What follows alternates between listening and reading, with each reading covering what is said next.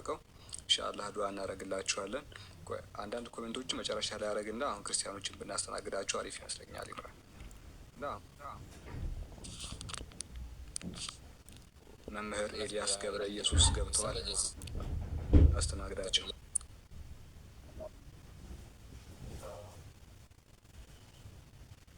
ኢንሻአላህ ያው ሶስተኛ መምህር ማለት ነው። ትናንትና ሁለት መምህር ጋር አውርተናል። ዛሬ ደግሞ መምህር ኤልያስ መጥቷል። መምህር ኤልያስ ሰላም ብያለሁ።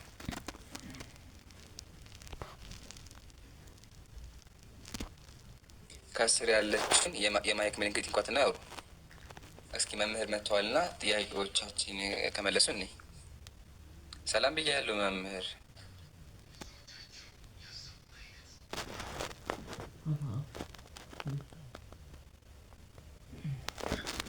ለዓለማቱ ለአንዱ አምላክ የፈጠረ ያልተፈጠረ ለሆነ እሱ ምስጋና ይገባው። አልሐምዱሊላህ አለ።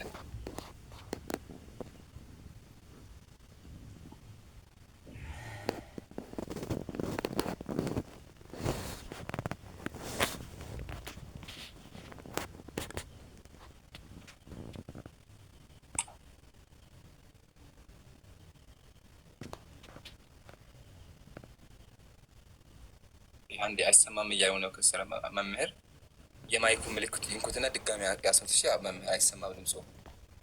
የማይክ ምልክት ይንኩት ነው ለኛ ይሰማል ነው ለኛ ይሰማል፣ ግን ከስለሉት አይሰማቸው። ስለዚህ አንዴ ሚዩት ያርጉና ከሚዩት ላርጋችሁ። አሁን ድጋሚ ሚዩት ያንሱ። ድጋሚ እሺ። አሁንስ አይሰማም? አይሰማም። እስኪ ያጀማ ይሰማችኋል? የመምህር ድምጽ በምንነት ማረገው ምንድን ነው? መምህር ያው እዚህ ጋር አይታይም መምህር ይላል እኮ።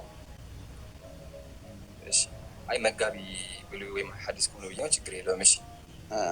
እሱ ማዕረግ ነው።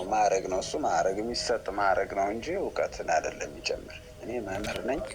መምህር ከሆንኩኝ በቂ ነው ለእኔ። ጥሩ፣ ችግር የለውም። ዋናው መምህር እንደው ይገርሞታል። ትናንትናም ሌሊቱን ሙሉ ከሁለት መጋቢ ብሎ ሐዲሳት ጋር ስናወራ ነበረ፣ ግን ያው መልስ አላገኘንም እና በጣም ወሳኝ ጥያቄዎች አሉ። ጥያቄዎቻችንን እናቅርብና መምህር እስኪ መልሱን ደግሞ እናዳምጣለን። ጥያቄን ላቅርብ ይፈቅዱልኛል? በጣም ጥሩ ነው። በምን ጉዳይ ነው? በነገረ ስላሴ ጉዳይ ነው፣ ወይም ደግሞ በስላሴ ጉዳይ። እሺ። ጥያቄዎች ስላሴ ላይ ማለት ነው። በጣም ጥሩ። ስሜት አድርገው ያዳምጡኝና ከዛ በኋላ መልሱን ደግሞ ይመልሱኛል ማለት ነው። ጥያቄ ምንድን ነው? መጽሐፍ ቅዱስን ገልጬ ሳነብ ምን የሚል ነገር አገኘሁኝ? ዘዳግም ምዕራፍ 32 ላይ አሁን እኔ ብቻዬን እኔ እንደሆንኩኝ ከእኔ በቀር ሌላ አምላክ እንደሌለ እዩ ይላል። እግዚአብሔር አምላክ ምን አለ? ከእኔ በቀር አምላክ የለም ብቻዬን ነኝ እያለ የሚናገር አካል አለ። የሚናገረው አካል ደግሞ ማን ነው ስንል ዕብራውያን ላይ መጥቶ ምን አለ? እግዚአብሔር አለ። ከጥንት ጀምሮ እግዚአብሔር በብዙ አይነትና በብዙ ጎዳና ለአባቶቻችን በነቢያት ተናግሮ ሁሉን ወራሽ ባደረገበት ደግሞ ዓለማትን ባደረገበት በፍጠርበት ይላል በልጁ በዚህ ዓለም መጨረሻ ለኛ ተናገረኝ ይላል። ስለዚህ እየተናገረ ያለውን ካለ አብ ነው እየተናገረ ያለው። አብ ምን አለ? ከኔ በቀር ሌላ አምላክ የለም፣ እኔ ብቻዬን አምላክ ነኝ እያለ ሲናገር እንመለከተዋለን። ግን በክርስትና ስንመጣ ከአብ ውጭ ሌሎች አምላኮች አሉ። ሶስት አምላኮች አሉ። እነዚህ ማለት ነው አብ፣ ወልድ፣ መንፈስ ቅዱስ ተብለው የሚመለኩ ሶስት አምላኮች አሉ። እነዚህ ጋር የምታዩቸው ማለት ነው። እግዚአብሔር እኔ ብቻዬን ነኝ ከኔ ውጭ ፈጣሪ የለም ማለት። ግን ደግሞ የክርስትና መጽሐፍን ስቅት ምን የሚል ነገር አገኘሁኝ? ስሉስ ቅዱስ የአዳም የሔዋን ፈጣሪዎቻቸው እናንተ እንደመሆናችሁ ይላል። ፈጣሪዎቻቸው ይላል። በክርስትና አዳም ፈጣሪዎች አሉት። ፈጣሪ ሳይሆን ፈጣሪዎች አሉት። እና እንዴት ነው ከአንድ በላይ ፈጣሪ ሊኖር የሚችለው? እግዚአብሔር እኮ እኔ ብቻዬን እያለ እየተናገረ ነው ያለው። ሲቀጥል እግዚአብሔር አንድ ነኝ እያለ ነቢያትም ደግሞ አንተ ብቻህን ነህ እያሉት፣ ግን በክርስትና ከዚህ ወጥታችሁ ሶስት አምላኮች አለ፣ ሶስት ጌቶች አሉ ትላላችሁ በመጽሐፋችሁ መሰረት። እና ጥያቄ መምህር ያሳሳጥረው እግዚአብሔር አብ እኔ ብቻዬን ነኝ ከኔ ውጭ አምላክ የለም እያለ ነው ያለው። እናንተ ደግሞ ሶስት አምላኮች አሉ እያላችሁ ነው ያላችሁት በአካል ማለት ነው። እና ይሄን አስተምሮ የትኛው ነብይ ነው የሰበከው? በደንብ ያዳምጡኝ፣ በደንብ ያዳምጡኝ። ከመጽሐፍ ቅዱስ ላይ የትኛው ነብይ ነው? እያዳመጥኩ ነው እኮ በደንብ ያዳምጡኝ አትበል። እያዳመጥኩ ነው። ዝም ብለህ ተናገር። ጨርስ። ይምሩ። አቤት እንትን እናድርግ። ያው ለእርሳቸው ለመምህርም አክብሮት ይሆን ዘንድ ደቂቃ እንስጣቸው አይሻልም? ለአንተም ለእሳቸውም ደቂቃ እንስጣቸውና እሳቸው በተሰጣቸው ደቂቃ ያወሩ፣ አንተም በተሰጠህ ደቂቃ አውራ። አይ ቲንክ ያ ጥሩ ይመስለኛል ለእሳቸው። ከዛ ቃል በቃል ሰዓት ደግሞ እንትን እንላለን። ከፈለግን መመደብ እንችላለን። በውይይት ሴንስም መመደብ ይቻላል ካስፈለግን። እውነት ብለህ 4 ደቂቃ ቢሆን ፍትሀዊ ይሆናል ብዬ አስባለሁ። መምህርም ስለመጡ ከምንረብሻቸው እንዳናቋረጣቸው በደቂቃ ያወሩ። ወንድም ሳለ ካሜራ መክፈት ትችላለህ እንዴ? ኢምሩ ታብሌቱ እኔ ጋር አይደለም እና ሌላ ሰው ቢይዝ። እሺ በቃ እኔ ችግር የለውም። እኔ ይዝልሃል። እሺ በደቂቃ አድርጉትና ስለ ስላሴ በደንብ አድርገን እንማማራለን ብዬ አስባለሁኝ። ሁላችሁም ልባችሁን ለትምህርት ክፍት አድርጉ። ከክርስቲያን ወገኖቻችንም እንዲሁም ሙስሊም ወንድሞቼ እህቶቼ ማለት ነው። እሺ 4 ደቂቃ አድርግልንና ያው ጥያቄን አቅርቤያለሁ። መምህር ደግሞ 4 ደቂቃ ወስደው ስለ ስላሴ የጠየቁት ጥያቄ ደግሞ በደንብ አድርጎ ያስረዱኛል ብዬ ተስፋ አደርጋለሁኝ። እኔ በቃ ላድርገው። እሺ ዛኪር እኔ ላስጀምር። መምህር ያው ደቂቃ ይዣለሁ እዚህ ጋር መጀመር ይችላሉ። ሲጀምሩ አስጀምርላችኋለሁ።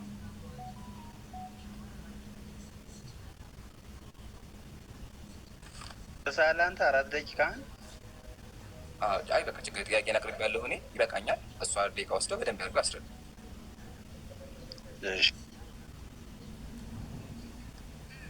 ሚውት ነው መምህር። እሺ አንዴ ጠብቀኝ ብዬ ነው። አንዴ እንደገና ታስጀምርልኛለህ 4 ደቂቃውን። እሺ ችግር የለውም። ያልጀመረን እሺ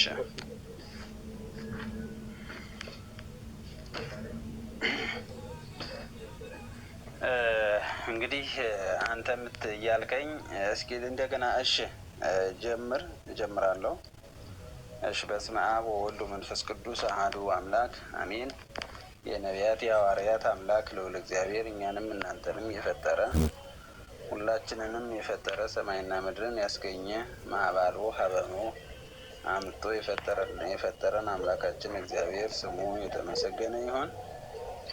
የኔንም የእናንተንም አንደበት አምላካችን እግዚአብሔር መልካም ነገር እንድንናገር ይርዳን፣ ይጠብቀን። እንግዲህ ስለ እግዚአብሔር አንድነትና ሶስትነት ነው የጠየቀኝ። ስላሴ ማለት ሶስትነት ማለት ነው። እግዚአብሔር በአካል 3፣ በአካል በስም በግብር 3፣ በባህሪ በመለኮት በአገዛዝ በስልጣን አንድ አምላክ ብለን እናምናለን። ይህንን ዝም ብለን አይደለም የምናምነው።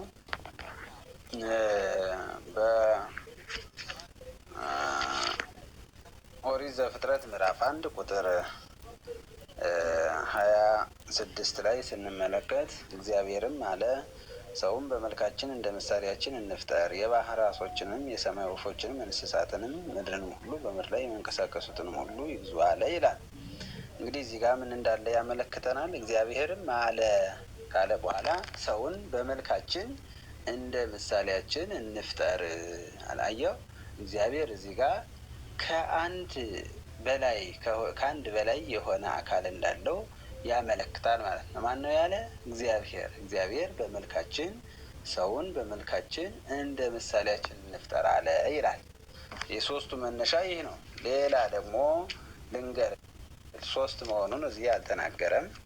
ሌላ ደግሞ እንደገና በኦሪት ዘፍጥረት ምዕራፍ 3 ቁጥር 9 ላይ እንዲህ ይላል። ቁጥር 8 ጀምረን ስንመለከት እግዚአብሔር አምላክም ድምፅ ከገነት ውስጥ ሲመላለስ ሰማ። አዳምና ሚስቱም ከእግዚአብሔር አምላክ በፊት በገነት ዛፎች መካከል ተሸሸጉ።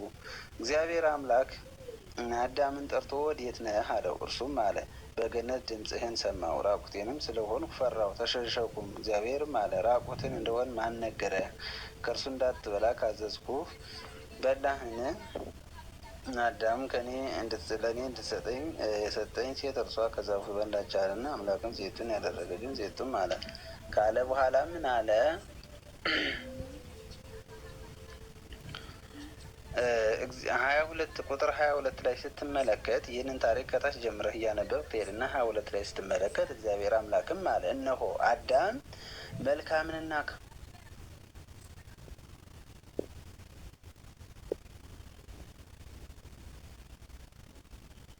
ይላል። ይህንን ያዝ ከእኛ እንዳንዱ ሆነ አለ። እግዚአብሔር ነው እንደዚህ። ምን ያመለክታል? ከአንድ በላይ የአካል እንዳለው ያመለክታል ማለት ነው። ሌላ ደግሞ በኦሪት በመጽሐፈ ኢሳይያስ ምዕራፍ 6 ቁጥር 1 ጀምረህ ስትመለከት ሶስትነቱን የሚያመለክተን እናገኛለን። እዚህ ላይ መቀጥልበታለሁ ሰዓት ስላለቀ። በነገራችን ላይ እዚህ ላይም አሁን መላእክት እግዚአብሔርን ሲያመሰግኑት ቅዱስ ቅዱስ ቅዱስ ብለው 3 ጊዜ እግዚአብሔርን አመስግነውታል። ይህ ማለት እግዚአብሔር በአካል 3 እንደሆነ ቅዱስ ቅዱስ የሚለው ያለመለየቱ ቃሉ አንድ መሆኑ የሶስትነታቸው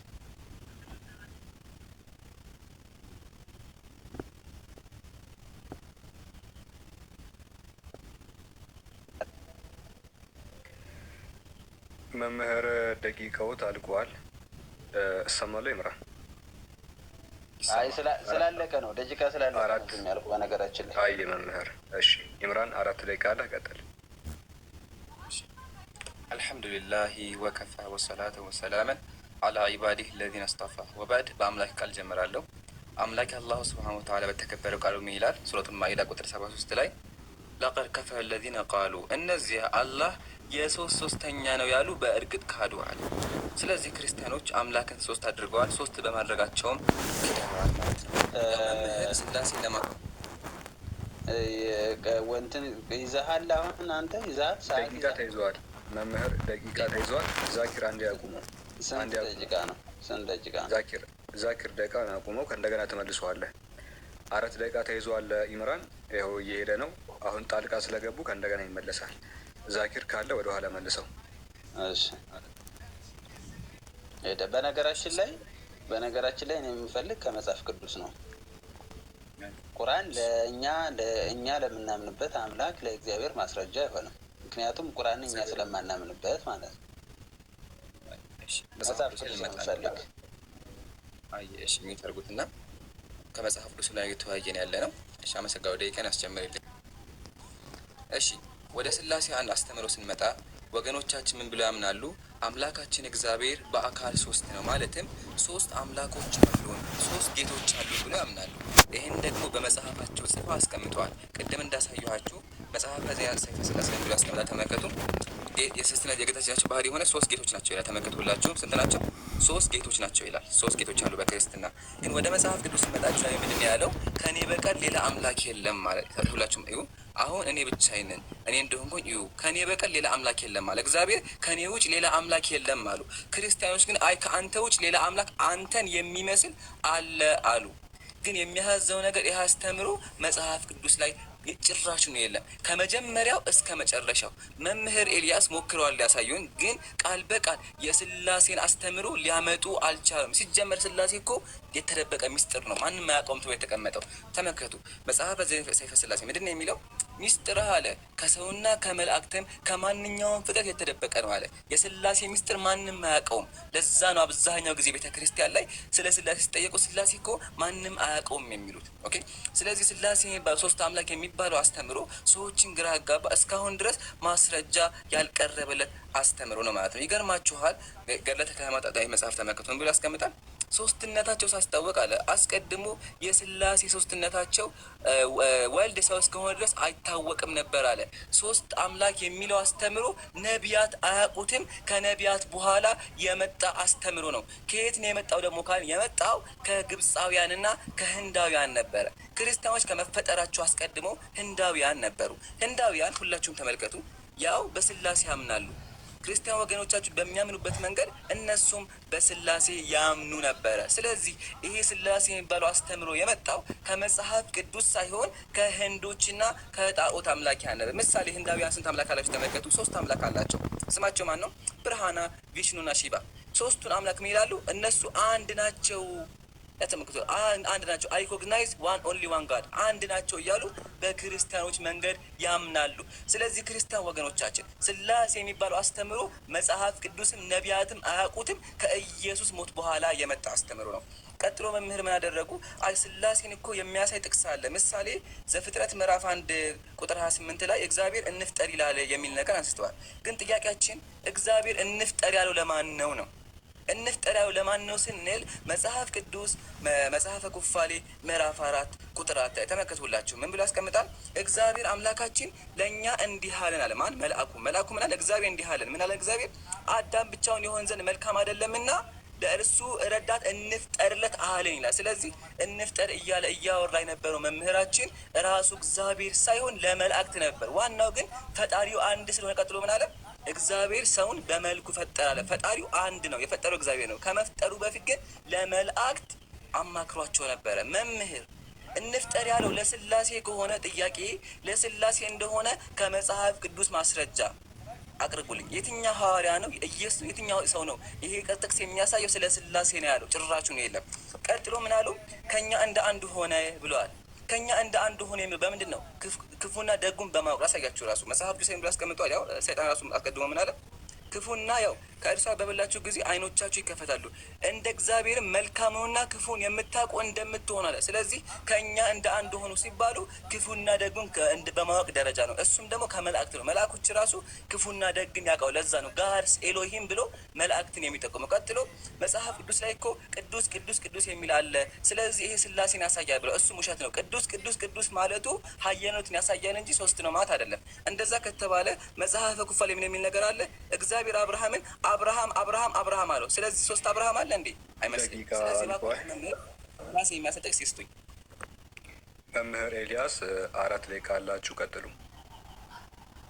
እሺ፣ ለእኔም ደቂቃ ስጠኝ። ኖሯል። እሺ፣ እግዚአብሔር ይስጥልኝ። በጣም ጥሩ ነው። እንግዲህ እንደተነጋገር ነው በመጽሐፍ ቅዱስ መሰረት ቢሆን መልካም ነው። ምክንያቱም አንተ ከገድላትም ከድርሳናትም ከሌሎችም መጽሐፍት ነው እያመጣ ያለ። እሱን በሌላ ጊዜ የምንሄድበት ይሆናል። ቤተ ክርስቲያን የምታምንበት የተቀበለችው ቢሆንም ነገር ግን በመጽሐፍ ቅዱስ ስለሆነ ውይይታችን የተጀመረው መጽሐፍ ቅዱሳዊ ቢሆን መልካም ነው። ግን አንተ እንዳልከው አሁን ቅድም ለምሳሌ ከኛ እንደ አንዱ ሆነ ብሎ እግዚአብሔር ሲናገር እንደማን ነው? ከኛ ማለት ምን ማለት ነው? አንድ ሰው ነው ከኛ ብሎ የሚናገረው? አንድ ሰው ከኛ ብሎ መናገር ይችላል?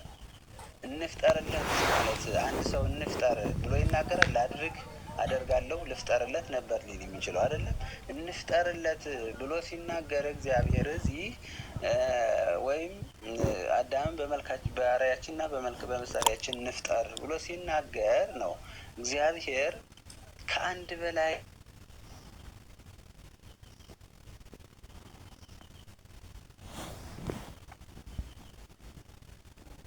እኛ አንድ አምላክ ብለን ነው የምናምነው። ግን የምናምነው በአካል ግን ሶስት ነው እንላለን። እግዚአብሔር ሶስት አካል አለው። ባህሪው አንድ ነው። ፈቃዱ አንድ ነው። አገዛዙ አንድ ነው። ሶስት አካል ስላለው ሶስት ፈቃድ፣ ሶስት ባህሪ፣ ሶስት አገዛዝ የለውም። አካል ግን ሶስት አካል አለው። ይህንን ማመን አለብን። አስተምህሮ ነው፣ መጽሐፍ ቅዱሳዊም ነው። ራሱ እግዚአብሔር የተናገረውም ስለሆነ ማለት ነው። ለምሳሌ በማቴዎስ ወንጌል ምዕራፍ 3 ቁጥር 13 ጀምረን ስንመለከት ወይም ከ16 ጀምረን ስንመለከት እግዚአብሔር በስም በአካል በግብር ሶስት ነው ብለናል አይደለም? በአካል የተገለጠው እግዚአብሔር ወልድ ነው። በስጋ የተገለጠው አብ በደመና ሆኖ መድኃኒታችን ኢየሱስ ክርስቶስ በዮርዳኖስ ውሃ ሲጠመቅ በደመና ሆኖ አብ ዝንቱ ትወልድ የዛፈቅር ወሎቱ ስምወ የምወደው ልጄ ይህ ነው እሱን ስሙት ብሎ ተናግሯል። አየው፣ የምወደው ልጄ ስሙት። ለምሳሌ እናንተ አላህ አይወርድም፣ አይወለድም፣ አልወለደም፣ አልተወለደም ነው የምትሉ። እዚህ ግን እግዚአብሔር ራሱ ምን አለ? ልጄን ስሙት፣ ይህ ልጄ ነው የምወደው ልጄ ስለሆነ እሱን ስሙት፣ የሚላችሁን ስሙት እያለ ነው፣ እየተናገረ ነው። አየው። ስለዚህ ሶስት አካል እንዳለው ይታወቃል ማለት ነው። ሶስት አካል እንዳለው ይታወቃል። ነገር ግን ሶስት አካል ሲኖረው ሶስት አምላክ ግን አይባልም፣ አንድ አምላክ ነው የሚባለው። ስማ እስራኤል አሐዱ ውእቱ እግዚአብሔር አምላክከ፣ እስራኤል ወይ ስማ እግዚአብሔር አምላክህ አንድ ነው ብሎ ነው የተናገረው ማለት ነው። ስለዚህ እግዚአብሔር በስም አብ ወልድ መንፈስ ቅዱስ ይባላል። ስሙ ሶስት መሆኑ አካል ደግሞ አብ ፍጹም አካል ፍጹም መልክ ፍጹም ገጽ አለው። ወልድም ፍጹም አካል ፍጹም ገጽ ፍጹም መልክ አለው። መንፈስ ቅዱስም ፍጹም አካል ፍጹም ገጽ ፍጹም አካል አለው ማለት ነው። አየው፣ ከዚህ ከሶስቱ አካላት አንዱ ወልድ ከሶስቱ አካል አንዱ ወልድ ወደዚህ ምድር መጥቶ ከእመቤታችን ከቅድስት ድንግል ማርያም ተወለደ ማለት ነው። የእኛን ስጋ ለበሰ። ቅድም አዳምን ምን ብሎ ነበር? አዳም በሳተ ሰዓት በኦሪት ዘፍጥረት ምዕራፍ 3 ቁጥር 22 ላይ አዳም ከኛ እንዳንዱ ሆነ ብሎ ተናግሮ ነበር። ከኛ እንዳንዱ ሆነ ማለት ምን ማለት ነው? የአዳምን ስጋ እለብሳለሁ እያለ ነው። እግዚአብሔር ወልድ የአዳምን ስጋ እለብሳለሁ፣ በኋላ ዘመን ከድንግል ማርያም ተወልጄ ከሰማይ ወርጄ እለብሳለሁ፣ ያ የለበስኩት ስጋ ደግሞ እግዚአብሔር አምላክ አደርገዋለሁ እያለ ነው እግዚአብሔር። አየው መምህር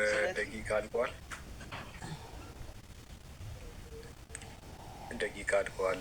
ኢምራን 4 ደቂቃ አለ፣ ቀጥል። እሺ አመሰግናለሁ።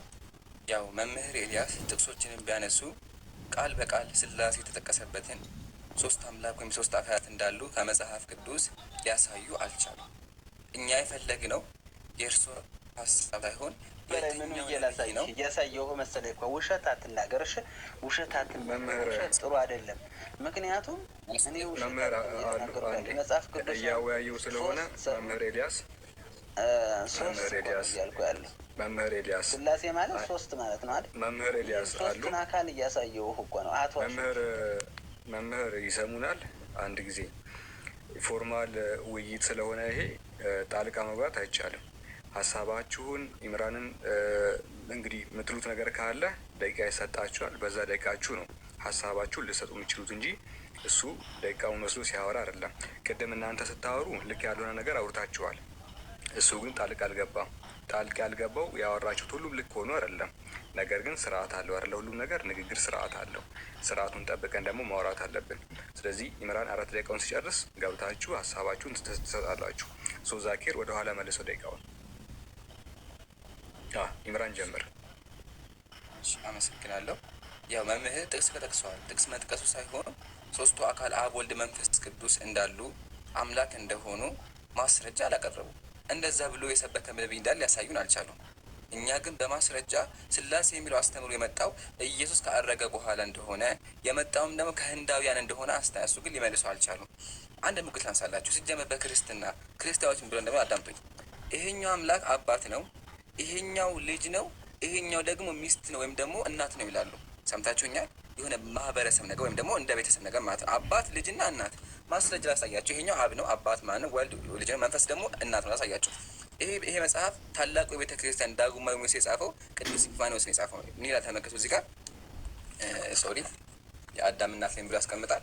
ሁላችሁም ይሁ አዳም ከህያው ከእግዚአብሔር አባት ከህያው መንፈስ ቅዱስ እናት የተገኘ የተፈጠረ ነው አለ። መንፈስ ቅዱስ እናት ነው ይላል። ስለዚህ በክርስትና ሶስት አምላኮች አሉ። አንደኛው አባት፣ አንደኛው ልጅ፣ አንደኛው ደግሞ እናት ነው ይባላል።